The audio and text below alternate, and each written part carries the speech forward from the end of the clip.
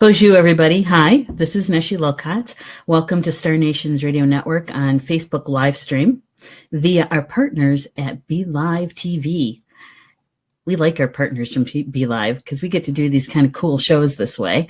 Welcome, everybody. It's Sunday afternoon, April 22nd. Happy Earth Day. And did you guys do anything special for Earth Day? Did you go out and pick up some trash, or did you go to a rally, or did you spend some time out in nature with Grandmother Earth? Well, I did a little bit of both. I did go out and pick up trash on my property because we kind of like we've got two streets on either side of us. And so the springtime is always a good time to go out there to pick it up.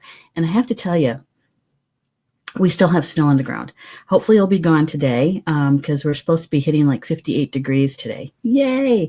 And I think spring is actually finally here. So picking up trash was a little bit easier, although, I was still wearing boots to get through some of the snow and a little bit of the mud. But anyway, spent a little time outside taking care of Grandmother Earth. So Earth Day. Did you guys know that Earth Day was actually started by a Wisconsin senator, Gaylord Nelson? Yeah, back in 1970. He was, I guess he had seen an oil spill out in Santa Barbara, California in 1969, and it affected him so much because it was massive.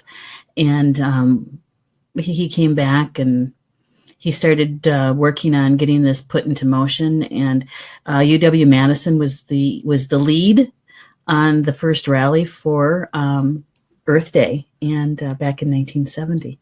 Yeah, those were the good old days, the 70s, wasn't it? Okay, today is a special show here on Star Nations, and you are welcoming to Star Nations Communications from Home. That's the name of the show, and I'm Neshi Lokotz, and I'm going to be bringing on my co-host, Mervyn Kelly, in just a second, because I wanted to ask you guys to do something for us.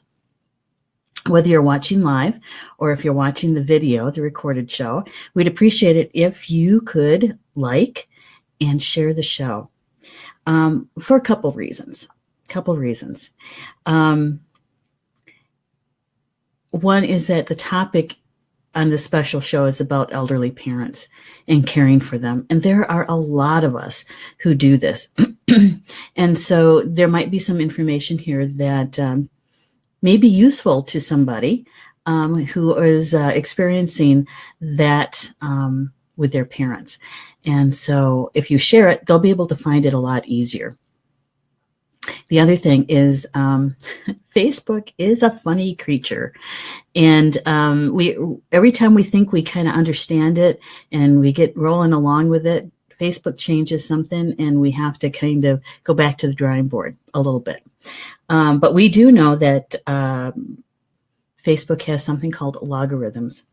And when we like, comment, and share, that post or that video actually gets seen on the news feed much more often. And so we're trying to reach as many people as we possibly can. And so if you help us do that, we'd really appreciate it. Okay. And I'm going to do that right now. And in fact, I'm going to bring Mervyn on first, because that way while we're chatting, I can share the show. Okay. So here's Mervyn. And let's see, we got to bring you on. There you are. Hello. Hi. Hello there. Welcoming. Am I visible? You are visible. We can see you. And saying hi to everybody who is watching the show with us. And good morning, good evening, good afternoon, wherever you may be.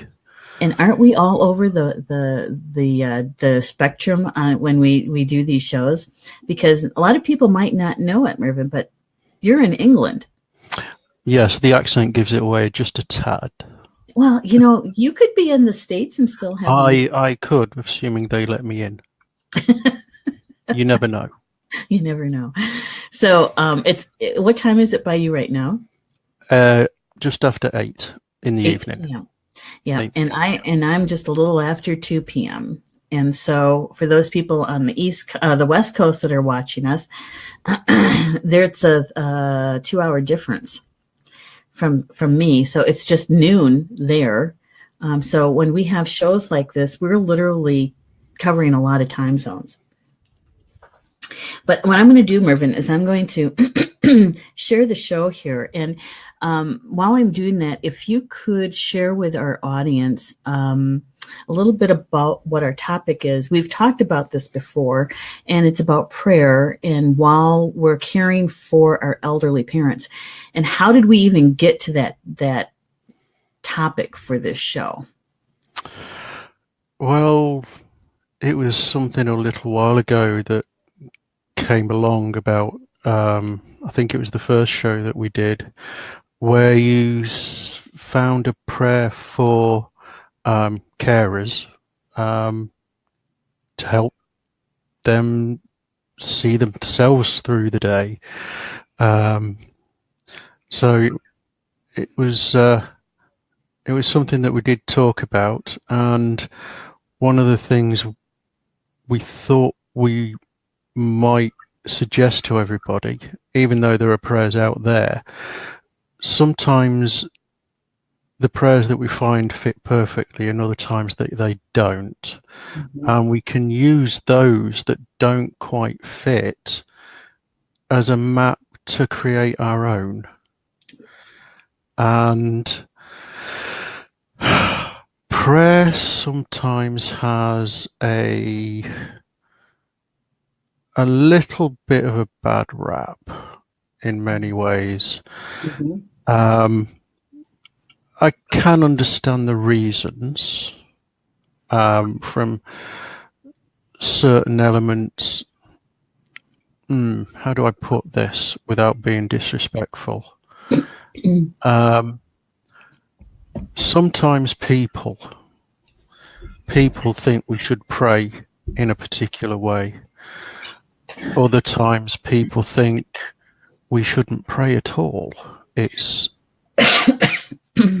either foolish or selfish or whatever their assumption is.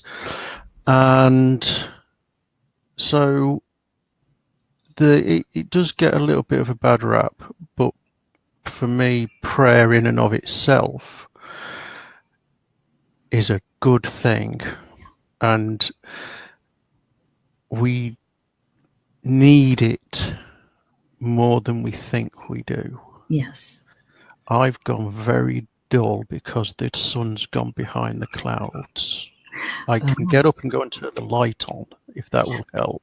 Okay, why don't you go ahead and do that so you're not in the dark, and I'll add to what you were saying about the prayers. Is when we had Mervyn and I had realized that we were having a similar experience because we're both taking care of our elderly mothers, right? And when we were sharing about that, and I said, this would really make a really good series, or at least one show about caring for elderly parents. And when we were talking about that, one of the things that came up was about prayer and and how does prayer help us in this kind of experience? Now, prayer is helpful anytime, I believe, in whatever you're experiencing in your life, be it joyful or be it not joyful. But when you're taking care of an elderly parent, I don't know about you, Mervyn, but I start my day in prayer and I basically end my day in prayer. Essentially the same, yes. Yeah.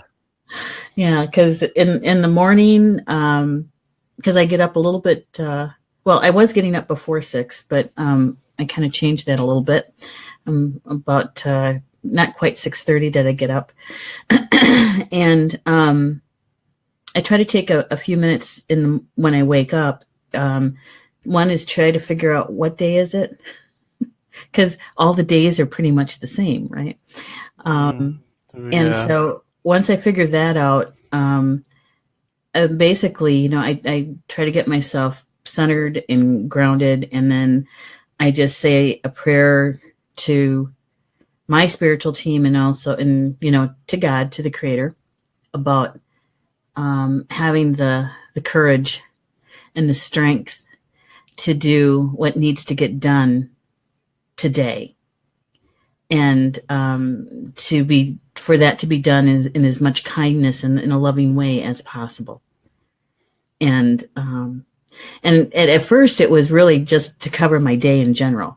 But when mom moved in and her needs had shifted and they were getting to be more intense, is that it really was a prayer for me to be grounded, centered, and to get done what needs to get done in the most positive way that I could. And then throughout the day, there's little prayers. Please, I need some strength here. I need some patience. Patience is a good thing. And at the end of the day, it's gratitude. Thank you for helping me and getting through this day, and then maybe even asking for something in particular in a prayer. So I don't know. How about you? Do you have anything like that? Similar, very similar, but I can hear myself, and that's very strange. Oh, let me turn. Anyway, I've gone again. That's fine. I can. But one thing I add in at the on my close down prayer, shall we call it? I ask. I think it's one thing that's just come to me is to say that it doesn't matter if we pray to the Creator, if we pray to God, if we pray to the Goddess, whoever the divine aspect is in your particular faith, that's fine. Whoever it is that you pray to, that's who you're connected to. So there's no right or no right or wrong way of doing it. We're kind of bombarded very much on TV and in various other places about, let's call them, mainstream belief systems.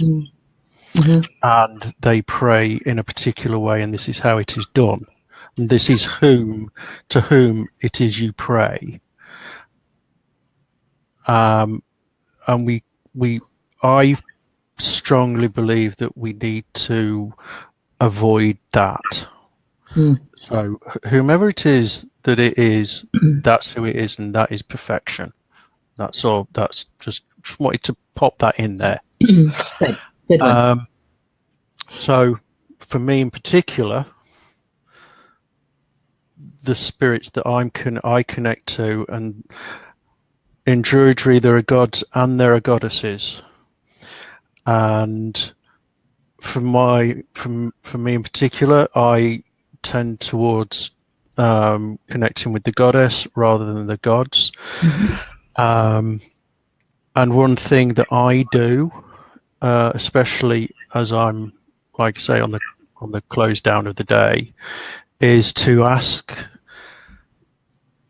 that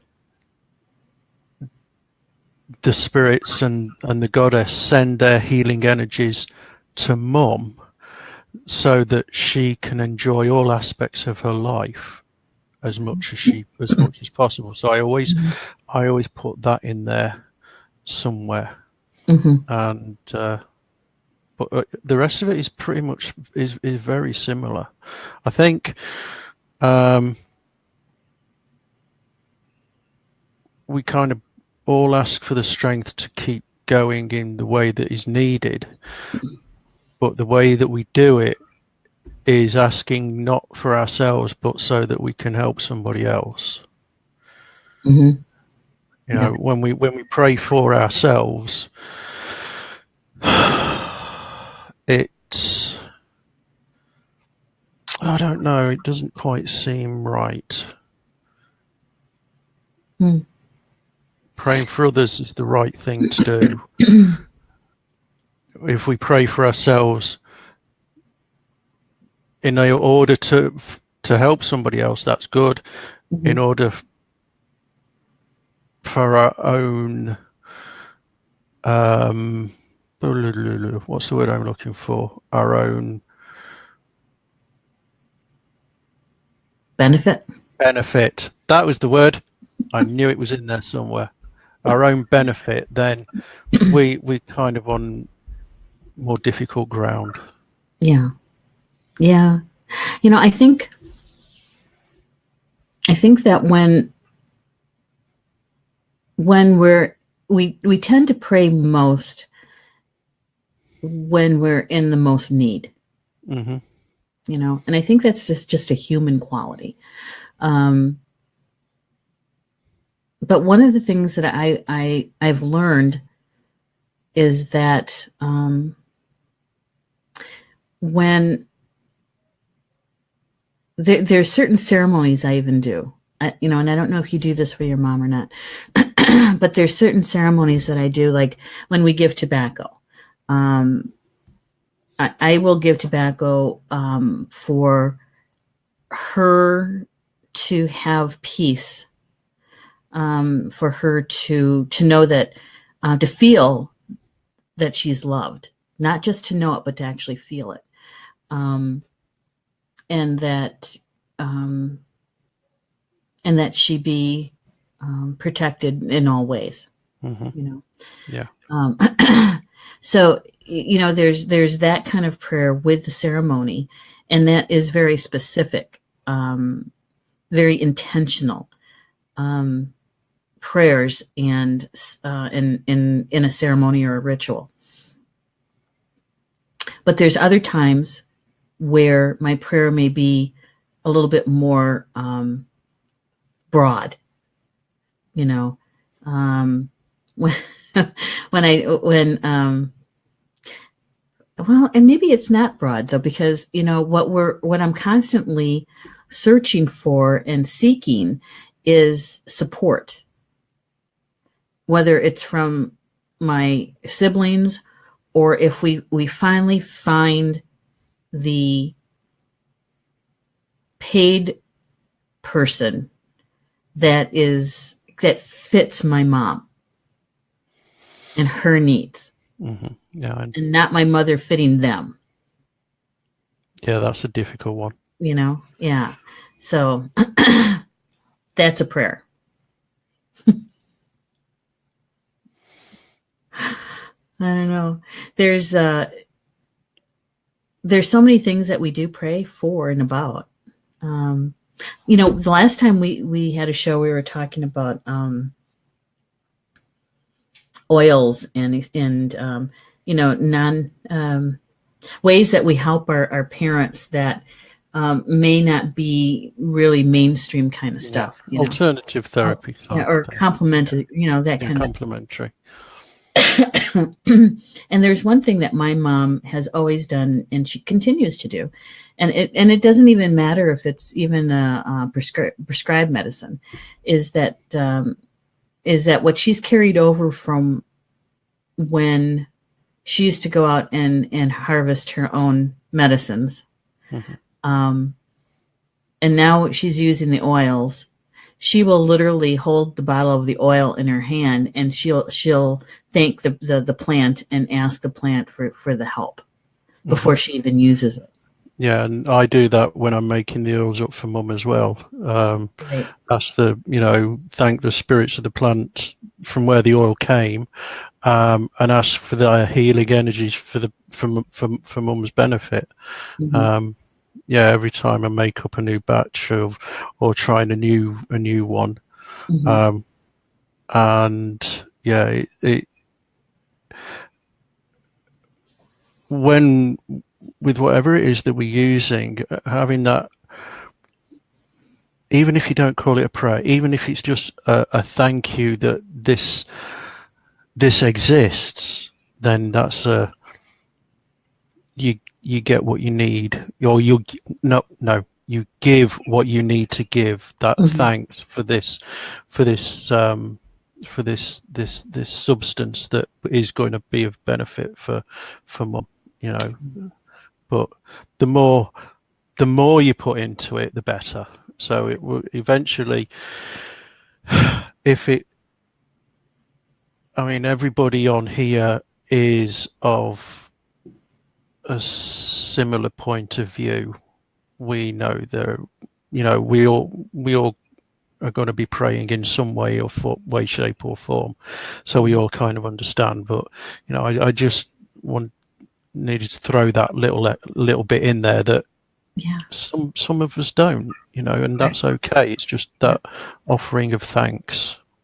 You know, and I think you're right, because they might be even just using a different way of describing it, a different word, a different phrase to describe it, rather than calling it prayer. You know? Yeah. Because I think that what makes it special, no matter what you call it, is that you have a specific intention. There's a reason why you're saying what you're saying, or offering, you know, the whether you call it the universe or whatever you call it, is that you're making your intentions known, or your need known. And I think that when it's intended, and the other thing is when you're saying it with your heart and not necessarily completely only your mind, but you're combining the two in a good way, is that the request or the prayer is much more, I don't know if I want to use the word powerful, but it's much more it's clearer. Yeah. There's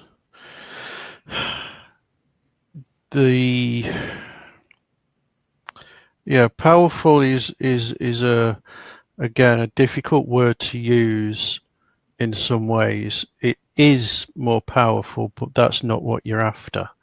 You're after a specific, you when you offer thanks, you're thanking the entities that have provided you with what you need, and you're asking for the knowledge and assistance to be able to use what you've been given, rather, in the best way possible. So you're connecting all the points along the line through you, but not for you. It's for the person that it's intended for.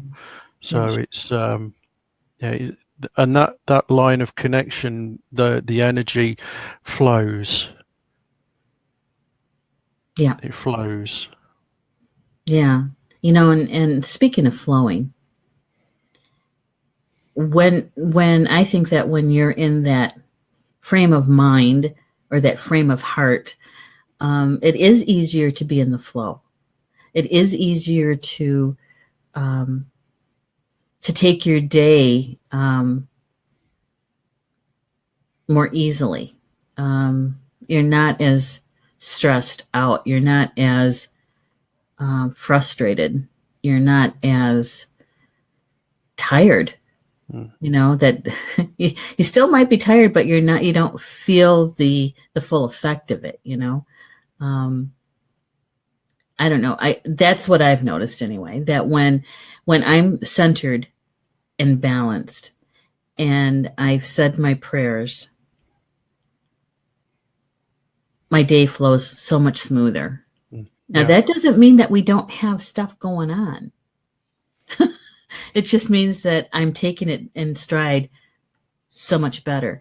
And when I do that, my mom isn't as tense. She's not as, because, you know, once a mom, always a mom. Oh, yeah. You know, they're concerned about us. They want to give us advice. They want to do. and it's hard for them to do. And so, and so then her frustration ratchets up. Yeah, Right. because they've done for us for all these years, and suddenly the roles are reversed, and there's a certain amount of not only frustration, but there's some guilt in there because this is the wrong way round. The parents look after the children, Mm-hmm. and when it turns itself around, they can have a hard time adjusting to it, and yeah, it can be very difficult on the reverse. Yes. Yes. Yes, it is.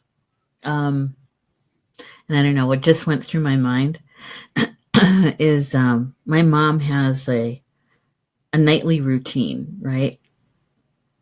And part of that nightly routine is to say her evening prayers. And she has a lot of grandchildren. And she names every single one of the grandchildren and her children and say a little something about them to help them with this or take care of that. And generally it's always about our health. Mm-hmm. You know? Yeah. And so it takes her quite a while to get through that prayer because there's so many of us. And and I'm laughing about it is because to her, that is, her day isn't complete until she has said that prayer and has finished that prayer.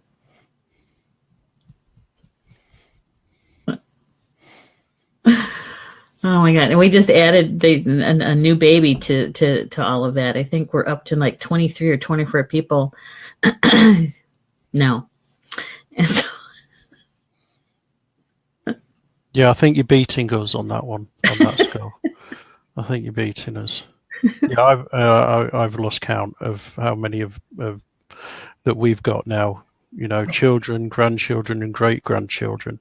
yeah. Yeah, it's there's a lot.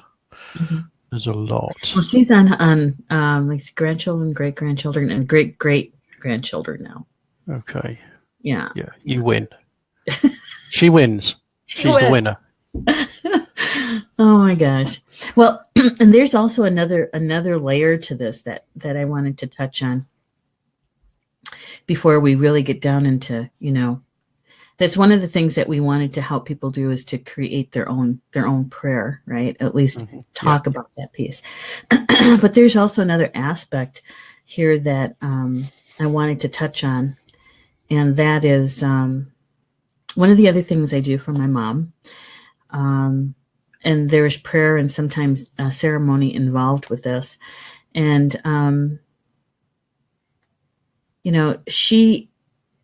she's very intuitive. And she has visitations from spirit all the time. My house is generally quite active.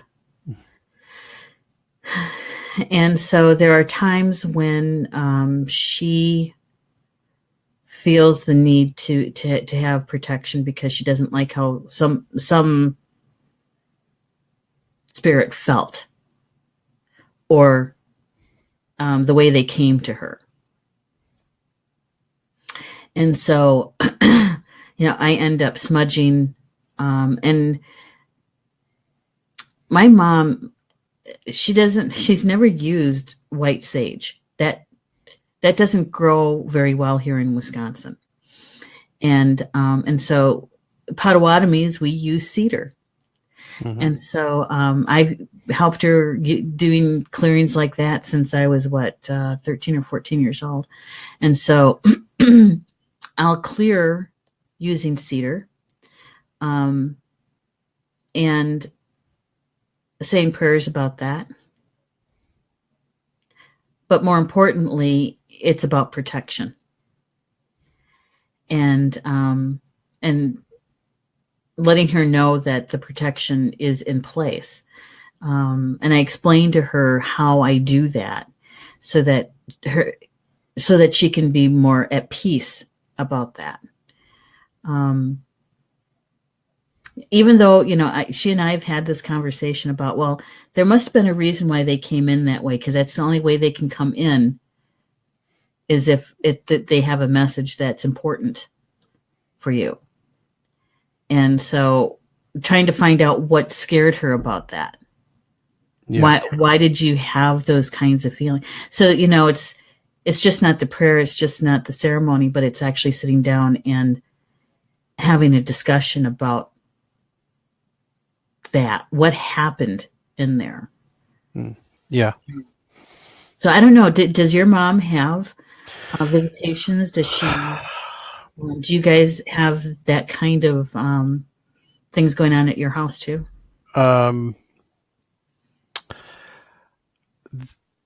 The only spirit that has visited my mother is that of my father, and me at one point in a dream that I had, and this was quite a long time ago. But Mum's always said, and still says, not every day and not every week, but from time to time, she says that she knows my father is with her and watching over, keeping an eye on things. Mm-hmm. And that's the only. Oh no, I took that. Back in 1946, her brother Peter was killed in Palestine, and Mum and he were very close, and she did say to me, one of her stories has been of the time where she woke up one night, and she was only a child, but she woke up one night and Uncle Peter, although I never met him, was stood at the foot of her bed. So she has had a few encounters with spirits of, very close family members. But in many ways, I don't want to say that the house is sealed up tight as a button, because it's not. Mm-hmm. But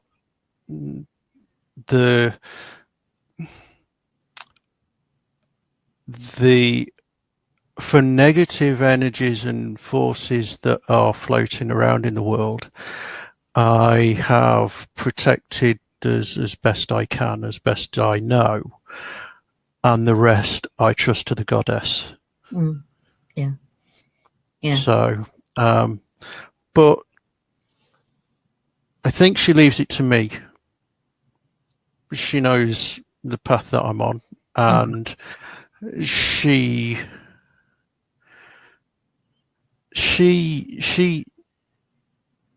doesn't always ask why I've put a particular crystal in a particular spot. Sometimes she'd ask me several times and still ask me again, because she's forgotten. A short-term memory has got a little bit on the problematic side, shall we say. Yeah. But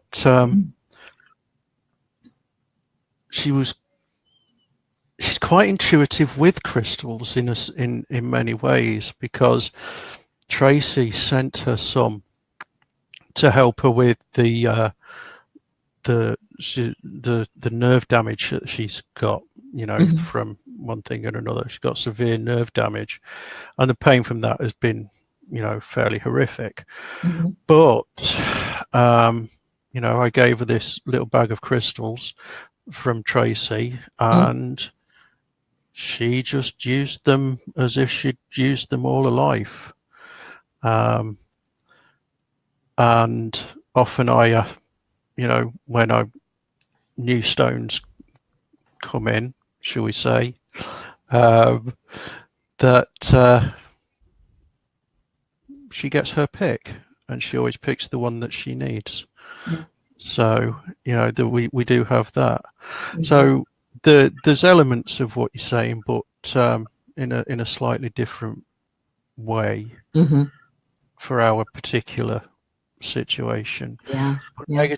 negative energies, not really. There's so, sometimes I have to try and interpret some of the dreams that she has, but um, Yes. that can be a little bit difficult because some of them are just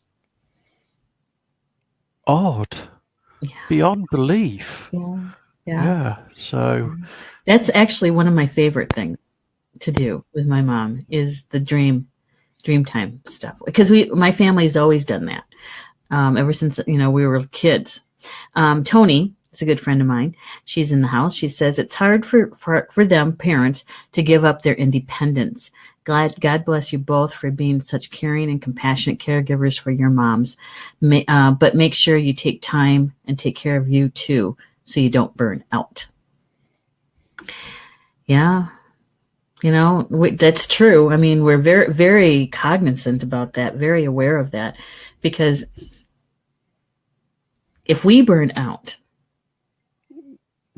not to yeah, say that there's not somebody that could come in to do what we're doing, but if we burn out, it makes our moms' lives more difficult, more very, challenging. very much more so because, and not to blow my own trumpet because I haven't got a trumpet, um, but without um, yeah, go on, blowing my own trumpet because I can't think of the word that I was going to use. Um, and I would imagine the same with you. There isn't anybody else that could actually take care of things in the same way, to the same extent, because we have the experience. We see ahead of time when things are going to be needed, when things are getting a little difficult. We know the signs. We can read ahead, and we know the routine that is liked. Um, and when you're caring for somebody and you have the routine, they feel secure in it. They feel safe and Yes. secure because they know what's what. They know who's doing what they need. Mm-hmm. So yeah, we have to be careful. Mm-hmm. But there's also another little element that we've just, well, for quite a while now. Um, one thing to do is to share something that you both enjoy. Yes.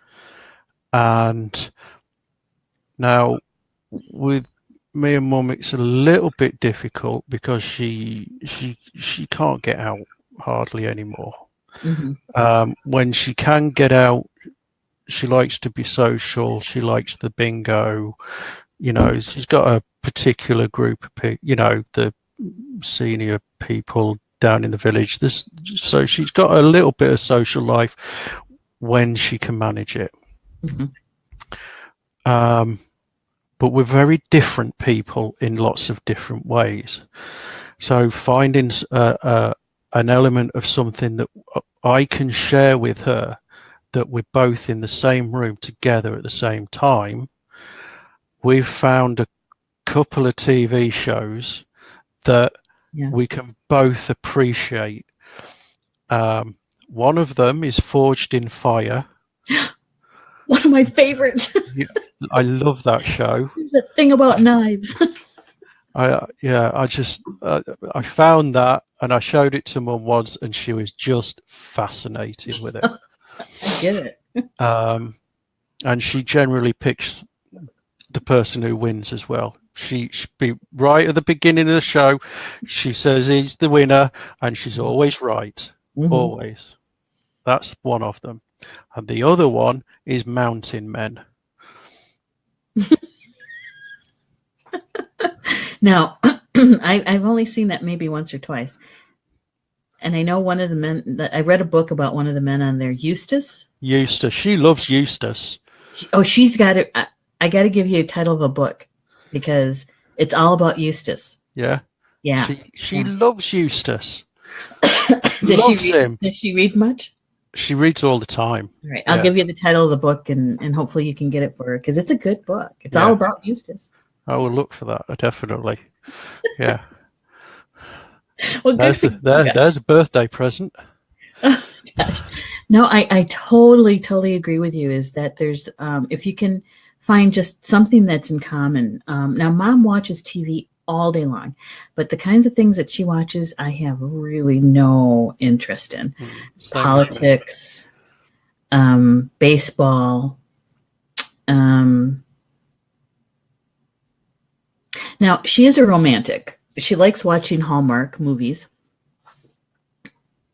She loves to read. She likes autobiographies or biographies, those kinds of things. And so, in a way, we've shared books that way. But this is one thing. I do have a picture. This is the one thing that she and I have always done together. And that is jigsaw puzzles.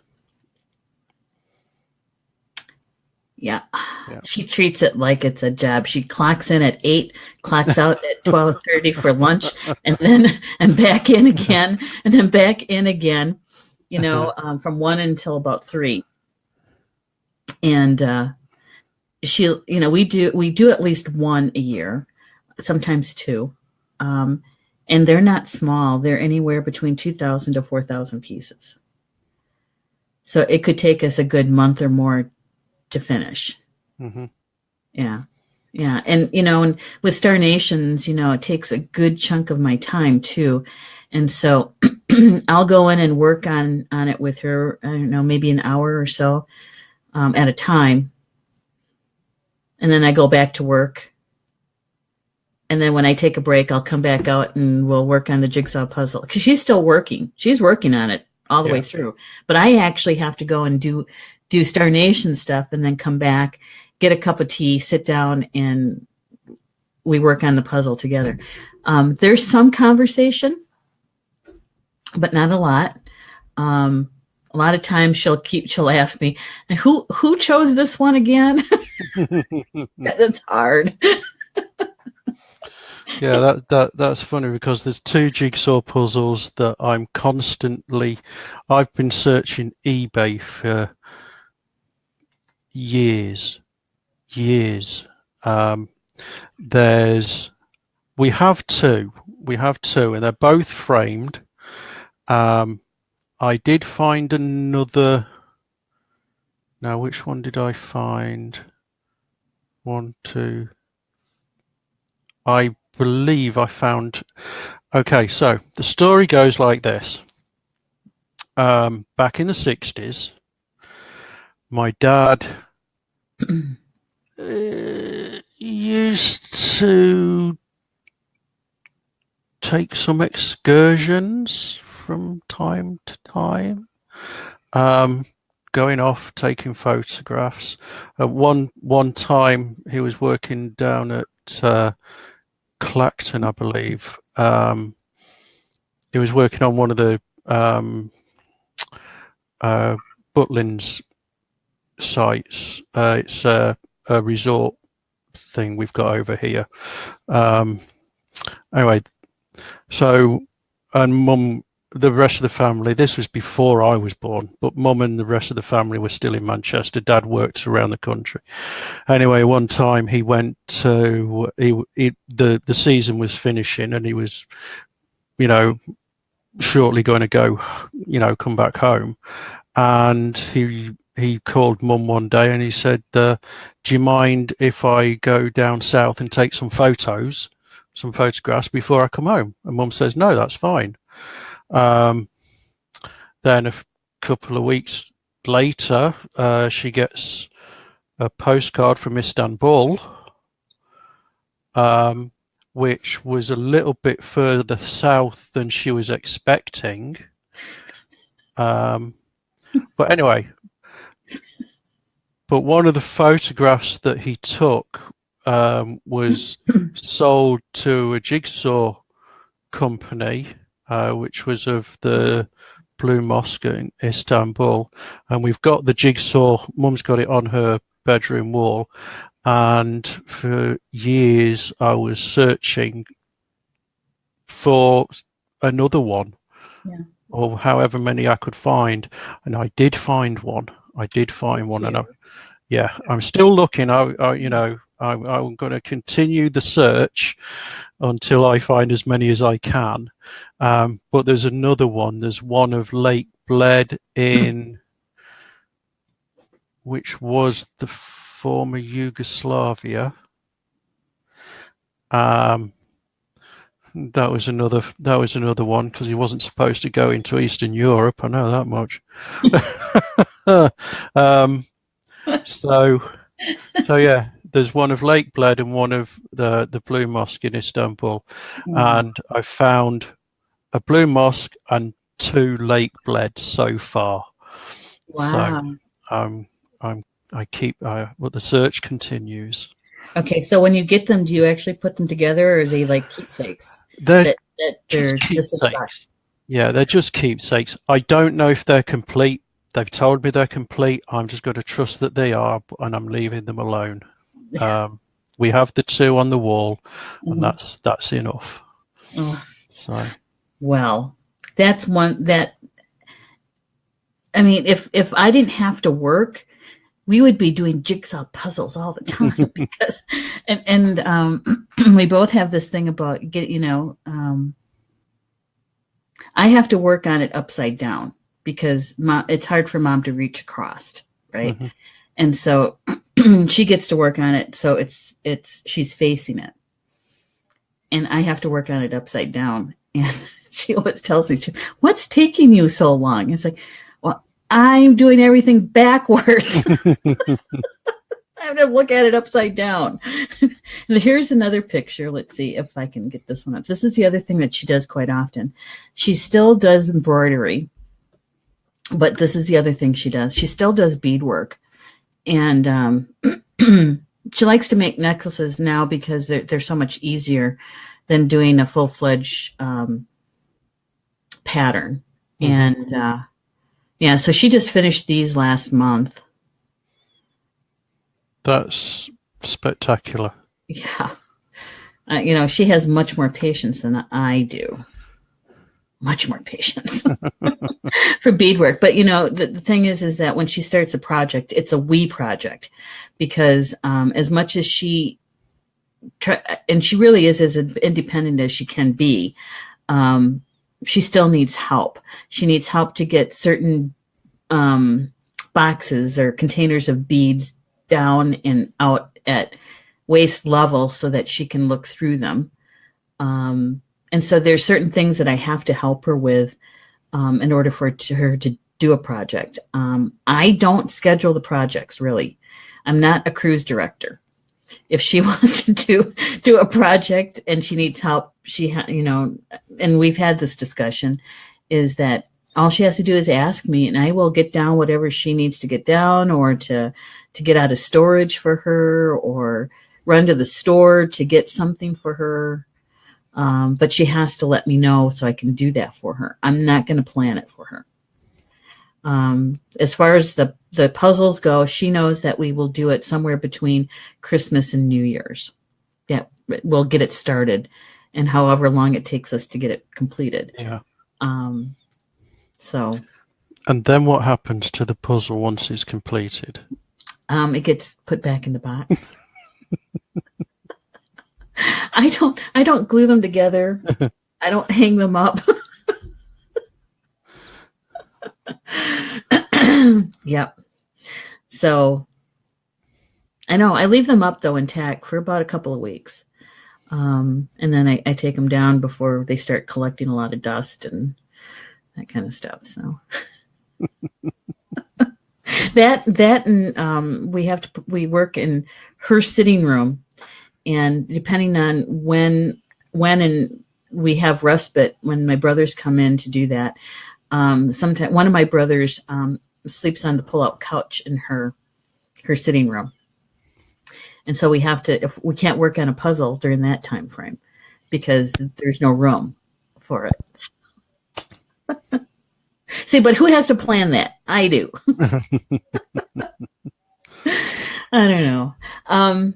You know, I found this one too. I'm going to show this.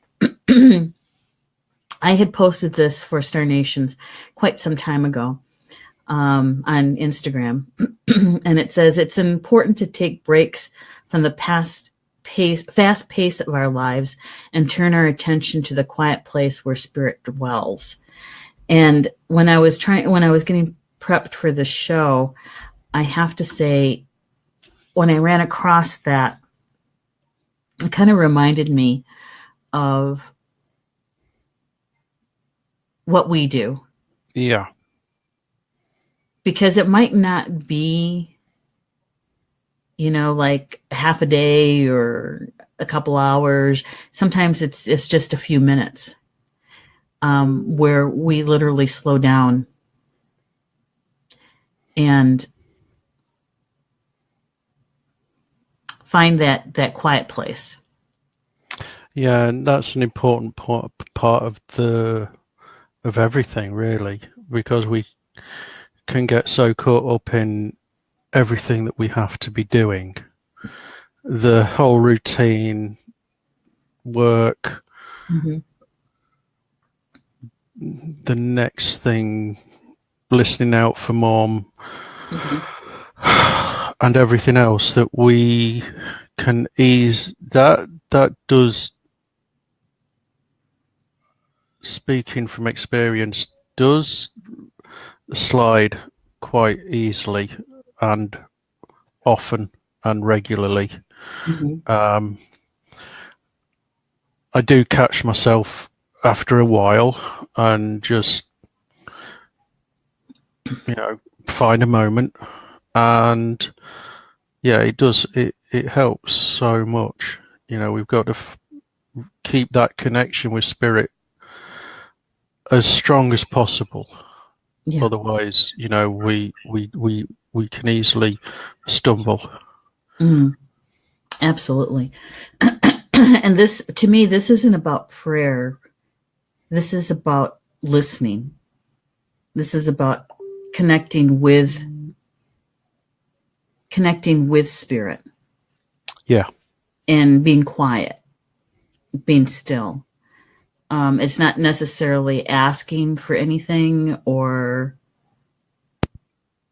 it's the listening part of the conversation. Yeah. With spirit. Yeah. Yeah. Yeah, we've got to remember to listen. Yeah. Yeah. But when I ran across that, I thought that would be perfect too for what we're doing today. This one we shared on the very, very first show that we did. And I found this prayer online. Excuse me. It's called a Caregiver Serenity Prayer. It says, God, grant me the tender, open-hearted love needed on the caregiving journey, the strength of body, serenity of mind, clarity of purpose, and willingness of spirit to meet the extraordinary, everyday, constant changes and challenges of caregiving with a smile and good cheer. And please grant me the compassion and courage to choose the right path through the myriad of decisions, making the very best choices for the highest good of my loved one, my family, and myself. Allow me to know that I am enough. I do enough. And by giving of myself at the deepest soul level, caring with diligence for my own health and well-being as priority, I will experience the beautiful rewards intrinsic to caring for another. Let me seek and find and accept help and loving support from family, friends, community, and professionals for the journey of caring. Let my loved one receive the gift of love from my heart and hands with gratitude and healing according to your will.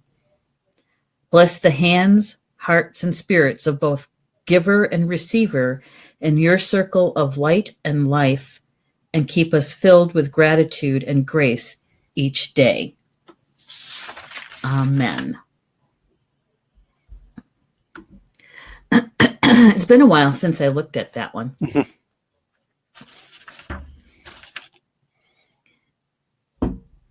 Somebody, I don't know, it is copyrighted to Karen Bonnell. And I found it at caregiverswellness.biz. And so Karen, we Neshi, should, yeah. Can you excuse me a minute? I'm being summoned. Okay, yeah. We're going to talk about this piece. We're going to do this. So there we go. So this Karen Bonnell, who we should probably have on the show, that would really be a good person to talk to, I think, and see what she was going through at the time when she created this prayer. But you know what I like about it is that it talks about both the caregiver and the receiver.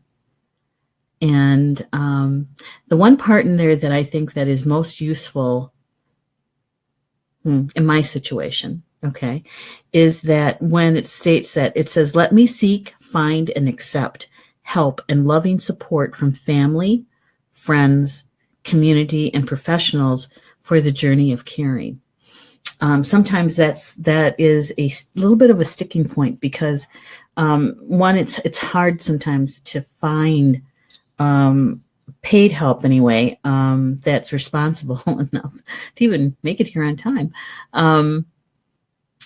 But, you know, to be open to it, to be there when, to be able to say yes, and, you know, maybe even to do the compromise, the negotiation.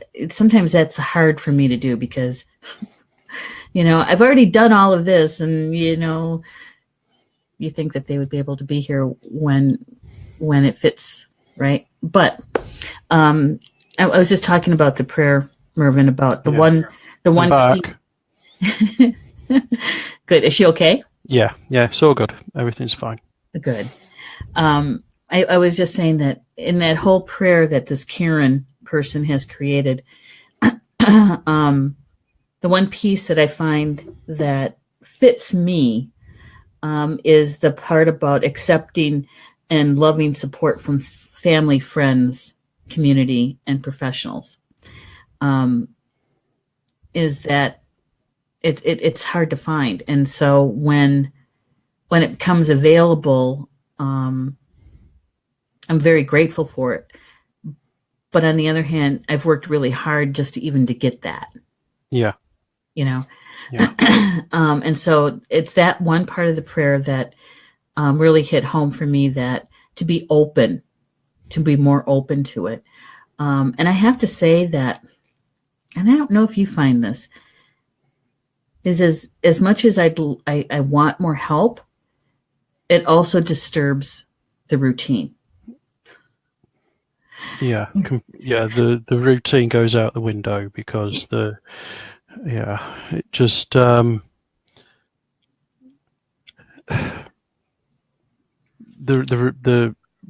you have the routine. I have you and your mum have the routine. Me and my mother have the routine. When other people come in, they do the best they can.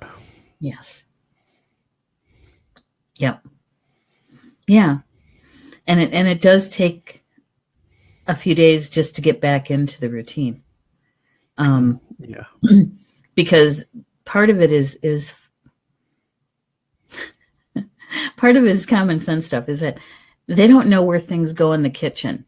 And so they did their best to put things away after they've made a meal or whatever. But so I spend a couple of days looking for things because they put them away, but they didn't put them where I would normally put them. So it's kind of like a treasure hunt. Yeah, You know? there's a there's a one time when my sister was taking care of Mum for a couple of weeks while I was away. She she made Mum a cup of tea, and Mum anyway. Mum drank some of it, but not all of it. And when Tricia went back to get it to check on her, she says, "Oh, you didn't drink your tea." She said, "Well, what did you do?" And Trish told her exactly how she'd made it. Mm-hmm. And Mum says, "Oh, yeah, I don't like it like that anymore.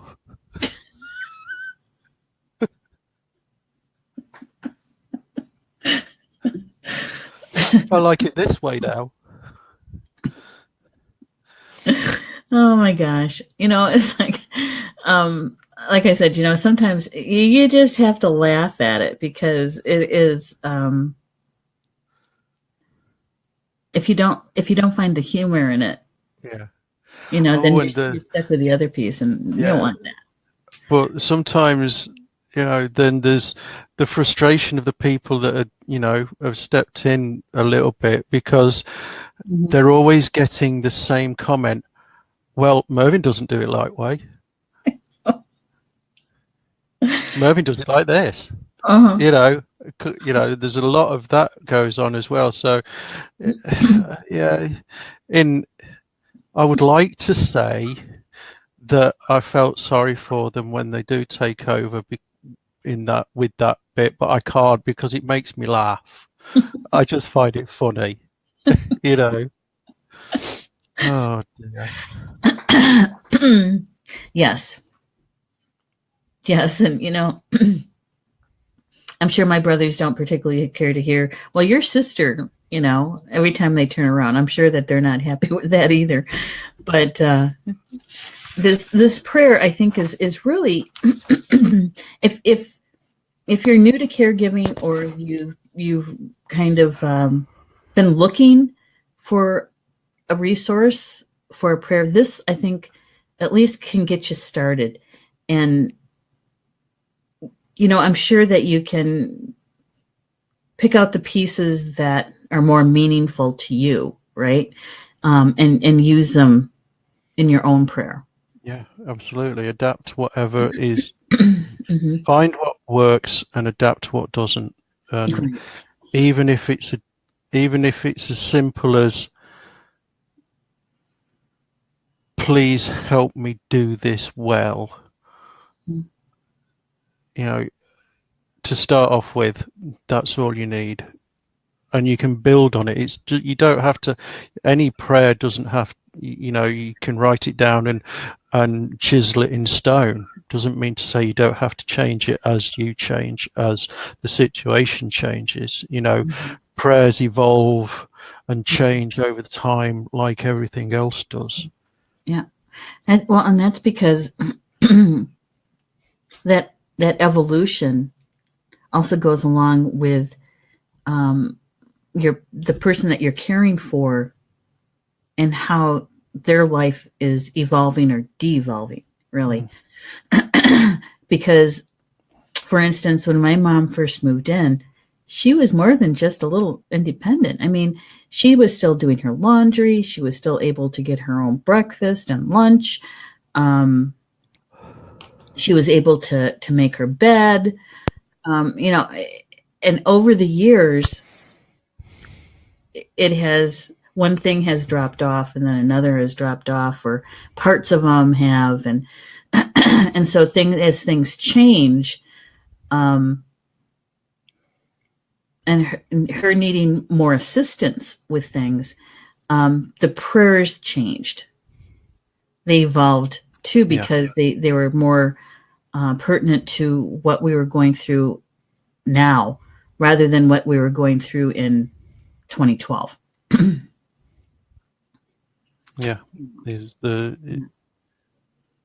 it never stops changing. You never stop changing. The parent never stops changing. Um, every moment of every day is slightly different, and your prayers will always reflect that. You know, Mm-hmm. as the situation changes, one thing gets easier, another thing gets harder. So you just adapt and change, Mm-hmm. and then And maybe that should be, part of our prayer is is to show me how I can be more flexible, yeah, or to be able to flow with the change, yeah, more gracefully. yeah, You yeah. know. Holding on to that is very, very important because we can easily, I was saying before, we can easily get bogged down in the whole uh, situation. Just the general making things work and happen, and what's got to be done. That Mhm. we do lose that flow sometimes.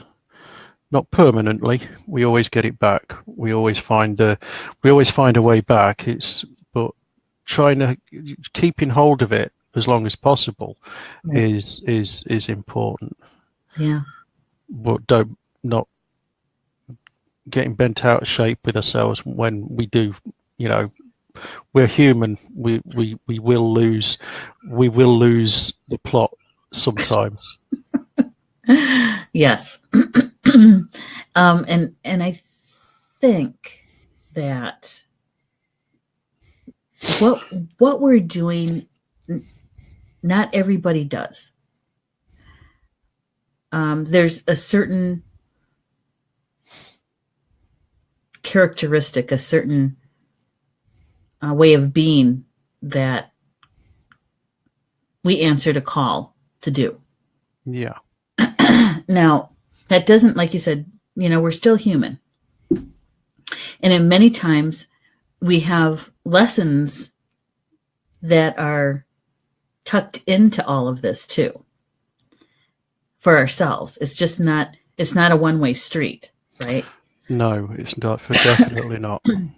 And so, whatever it is that's the rub that makes you uncomfortable, that um, trips that one trigger that gets on your last nerve, those things, um, when you're doing prayer work and you're working on how do I do this better, or what the heck, why am I going through this too, right?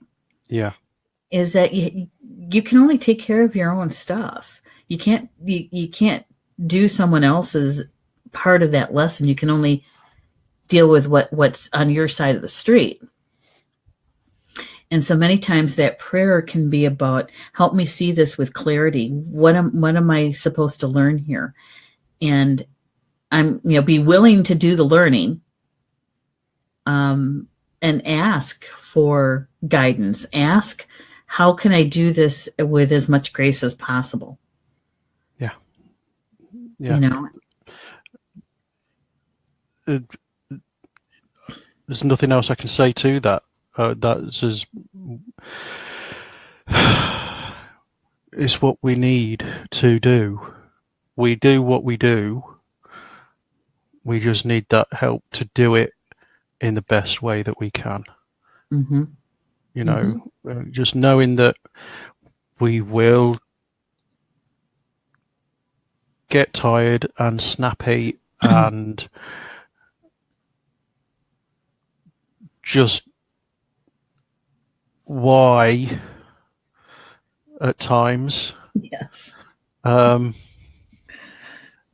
but even in the worst of those times, you always know why, and you always know that you're going to get through the next day, and you always know that you know the person that you're caring for, even if they don't say it in words, you just know that they appreciate every moment that you've taken to do what you do. Mm-hmm. So the prayer can just help smooth that along. Just keep that that that knowing that bit brighter Mm-hmm. as well. And I'm going to say this, it's kind of a it's kind of saying the obvious, but I'm going to say it anyway, is make sure you're drinking enough water. Make sure you're hydrated. Mm-hmm. Why? Well, number one is it's going to help you with your intuition. It's going to help you with that energy that's flowing. And you're going to feel better physically. You're going to feel better when you're hydrated. And many of us forget because we get caught up in what can I do? What else can I do in 20 minutes? I've got 20 minutes. What can I get done in 20 minutes? Yeah. Yeah. And if we can remember, and I'm not talking, now tea and coffee, obviously that's got water in it, but I'm actually talking about good water. Yeah, I mean, that's that is one thing I do fail on. I don't know, 90% of the time, I suppose, because I have my comfort coffee, which is every single coffee that I have is my comfort coffee, and I make it really nice and it's yummy, and yeah, it's comforting, even though I know, and I've got things that I've done in the past which I need to try and continually get on with. Like chamomile tea, that's really good.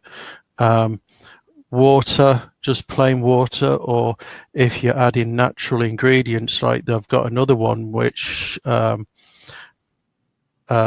with all fresh, not dried ground things, no processed stuff, but ginger, cucumber, lemon. Oh, that sounds good. And mint. Mm-hmm. Fresh mint leaves. Just throw it all in and let it just blend in, and just drink the water that way. That's really good. I started doing that and then I stopped. And I went back to my comfort coffee.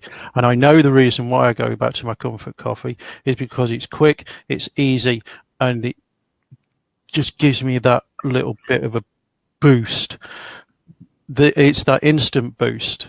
But with the other stuff, like the teas, herbal teas, the water with, we'll call it water plus, that gives you the longevity of being able to keep going and doing what you need to do. But it's that boost.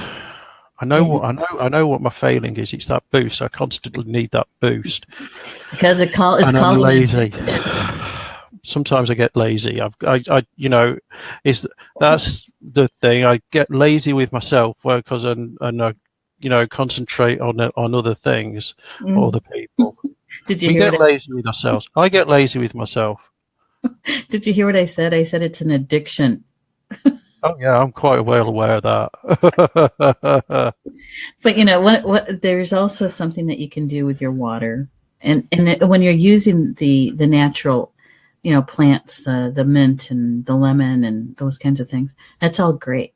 But if you just put your hands over it and bless your water, raise the vibration of it. Yeah. It really does help. It really does. Yeah. Talk to me at 3:30, 4 o'clock in the afternoon when it's my natural time. It's kind of an energy low. And I crave the cup of coffee because I know that that's going to get me through the next half hour. Yeah. When I could just go out and take a walk around the block. You could. But I don't. We don't.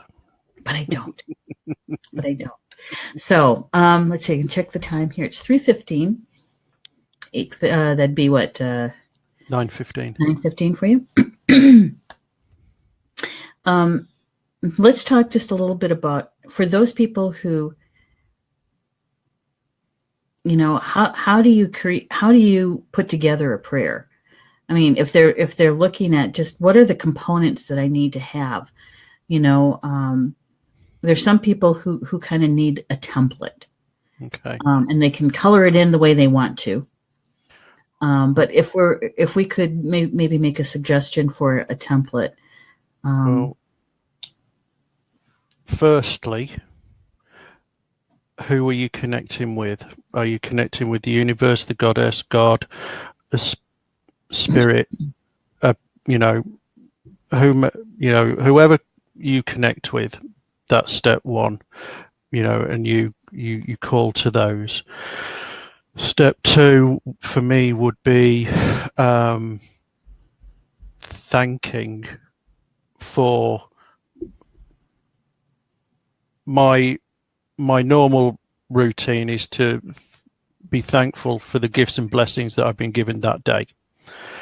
And I can expand on that into, the knowledge and wisdom or the guidance and protection that I've been given on that day. The next piece for me is to ask, and I always add in the word humbly, because as humans, we have got immense capacity to be self-aggrandizing. Look at me, aren't I awesome? It comes from that ego place, and I do try. I'm not saying I'm always successful, but I do try not to, especially in prayer, talk from a place of ego, because I have a, it's easy to get into that. So I always put the word humbly in and ask for what I need to help for Mum or for somebody else, or ask for guidance or knowledge, whatever it may be, to help this person or for this situation. And then for me, my normal addition on the end is to ask for the whomever I'm connected to, the healing energies be sent for Mum or for somebody else, to help them either through a situation or, in Mum's case, so that she's just comfortable and happy and able to enjoy her life in whatever way she chooses to, whatever she chooses to be doing on any particular day. So those are the 4 steps that I sit with. Connect, thank, ask again, and then at the end, I offer a blessing. For me, I offer or ask for a blessing on our lives, which is basically everybody, and the land and the sky and the waters. So I said 4 steps. I meant 5 steps. So that's my basic template. Beyond that, then you can go into something more specific, but step 1 is always the same. Yeah. Always connect. I humbly call to, or whatever words are right for you at the time, right for the person saying the prayer.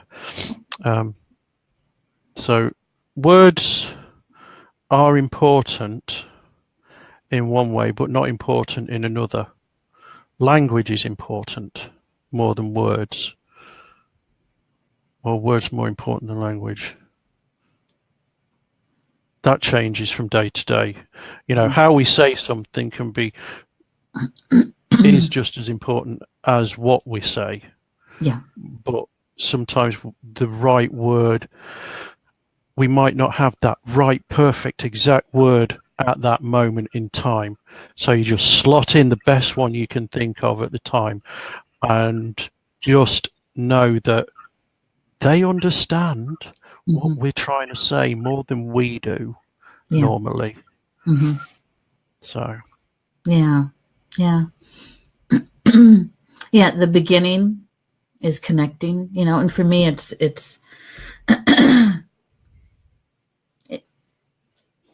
it means much more when it's coming from your heart. Right. And so, but pretty much the same, beginning, middle, and end. And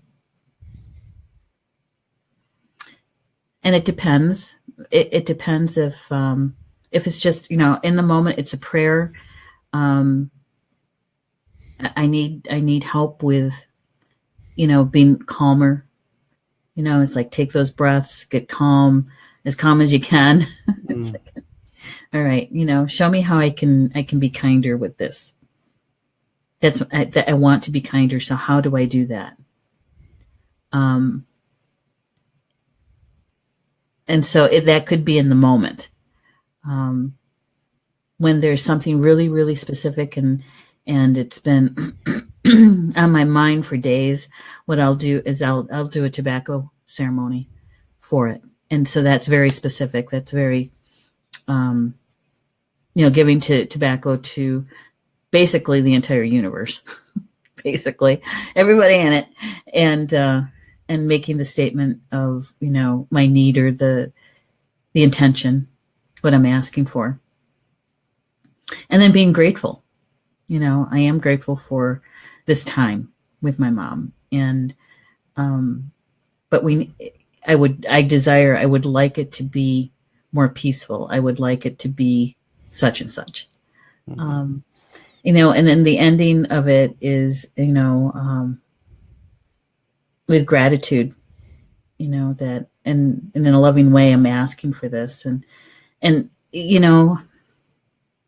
the way I was taught, especially in the tobacco giving ceremony, is that you're connecting with and requesting from the entire universe to support you, and believe that it's going to happen. You might not know how it's going to play out, not until the moment happens, and sometimes we don't even see that until afterwards, and then you get the 2020 vision, right? So that's basically, the template of it. It doesn't have to be complicated. It doesn't have to have, how many paragraphs? 1, 2, 3, 4, 5, 6 paragraphs. It doesn't have to be that, that complex. The 5 steps is a good one. Yeah, that's so. Yeah, and you don't have to be overly wordy. We're not all comfortable with a whole lot of language or a whole lot of words. Sometimes language and words can be clumsy and feel clunky and unpoetic, and we feel that, that was, some of the, in moments where you're having a difficult time and you just need to say something, or, whatever the prayer, whatever you need to pray for at that moment, you're in such a state in your mind, in your head, that you can't think of any of the words or language that you normally could, and it's all just almost grunting. But that doesn't matter, because that's, if whatever you can do in that moment, you will be heard and you will be understood. Right. Excellent. Whoops. Where'd I go? Bye. Sorry. What did I do here?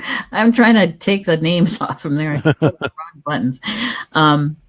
Yeah, and so, prayer for me is, it's a lifestyle. It's a part of my life, and it's always been a part of my mom's life. That's where I learned it from, and so when you're a caregiver, really what we're really learning through all of this is to utilize and apply all of our gifts and all of our skills. We're given that opportunity to do that. And one of our tools really is prayer. Yeah. Right? Yeah. So we get to learn Absolutely. how to apply that. I want to cover this before we go. Something that you and I talked about before we went live with the live stream. So, most people who watch my shows, they know that I've been sick, and I'm doing a heck of a lot better. I'm about 87% good. My husband was asking me, how are you feeling today? I said, about 87%. He looks at me and goes, 87. Couldn't be 90. Couldn't be, 85%. But anyway, I was sharing this with Mervyn, is that I really thought I had pneumonia. And when I had 102 fevers, when I decided maybe I should go to the doctor. And so Paul took me in, and it turns out I had this respiratory flu. Now, I didn't even know that there was a respiratory flu, but it's very contagious. And in my house, just me, the only one that got it. Paul didn't get it, and my mom didn't get it, thank goodness. And my doctor was telling me that the elderly are, it's a high-risk group of people for this kind of flu because it's hard for them to bounce back from it. And so I told them, I said, it's like, I'm taking care of this elder, and how am I supposed to do that? Do I need to have somebody come in? And, well, if you could find somebody, that would be good. Well, that's not going to happen. Mm-hmm. So they gave me a bunch of these. Let's see. Get back a little bit. They're those surgical mask things, Oops. One of these things. And I had to wear that until I wasn't contagious anymore. And talk about trying to find the fun or the laughter in it, because it was not it wasn't the best time. Let me tell you, about 2 weeks ago, my mom has double hearing aids, and when she's emotional and upset, it's even harder for her to hear, and so with the mask over my mouth, she couldn't see my lips when I talk, and she doesn't read lips. She'll be very upset with you if you tell her that she reads lips, but she does, and it helps her. And so with the mask over my mouth, she couldn't see, and so she's saying that she couldn't hear me very well. And let me tell you, I was saying prayers those 2 weeks because it was to get through it, and being thankful to my husband and for my husband, because he's the one that helped fill in the gaps when I couldn't. When I was literally in bed because I couldn't do. And so it's little things like this that makes it laughable. Because she says she says, how long do you have to wear that? And I'm trying to answer her, and she couldn't understand me. Oh my gosh. All right. So Mervyn, next time we do the show, think about maybe doing a show about being empathic and doing this, having this experience with our elderly parents. Mm-hmm. And I'd really like to cover the stones and crystals that could help Oh, yeah. Help people get, to be able to use that as one of the tools for having this experience. Oh, yeah. That's a good one. Yeah. Oh, there's so many. Yeah, I know. That's why I'm telling you about a month ahead of time, because I know. Because we have to try to condense it down into an hour and a half, because I know that there's a lot of information.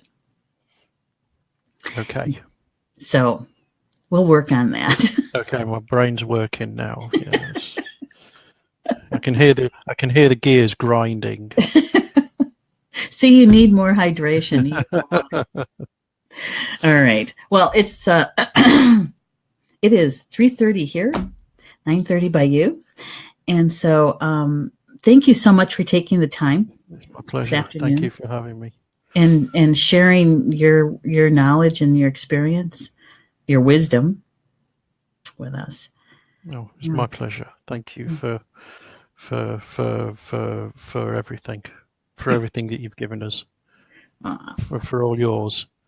And it is time. It is snack time in my house.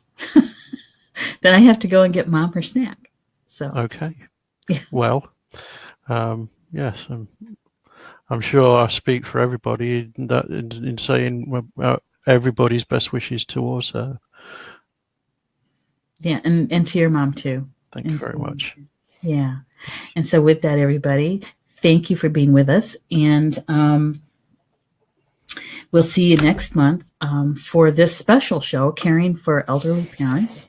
And we're going to talk about crystals and empaths who are experiencing caring for an elder. So with that, have a good rest of the Sunday and enjoy your week. Indeed. And we'll be back next month. Bye, Mervyn. Bye, everybody. Bye.